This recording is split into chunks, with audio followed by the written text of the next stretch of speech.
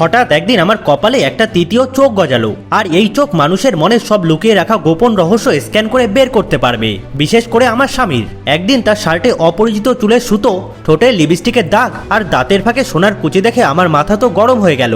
রাগের মাথায় আমি তাকে নখ দিয়ে খামচে দিলাম। সে তো কোনো কথাই বলে না। রাগ করে তখন সে বাড়ি ছেড়ে চলে গেল। সে চলে যেতেই আমার খুব কষ্ট হতে লাগলো। মেঝেতে বসে আমি যখন কাঁদছিলাম তখন দেখি সে জ্যাকেটটা ফেলে গেছে।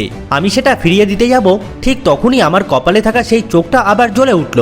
চোখটা আমাকে জ্যাকেটের পকেটে অন্য একটা রহস্য দেখালো। পকেট থেকে বের হলো আমাদের ভালোবাসার দিনের সুন্দর একটা ছবি, আর সেই শুকনো ফুল যেটা সে আমাকে প্রথম দিয়েছিল।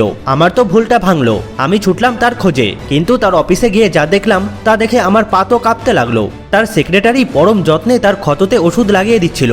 চোখ দিয়ে স্ক্যান করতেই আসল সত্যটা সামনে এলো। সে চুল, লিপস্টিক আর দাঁতের ফাঁকে সোনার কুচি সবটাই ওই সেক্রেটারি ছিল।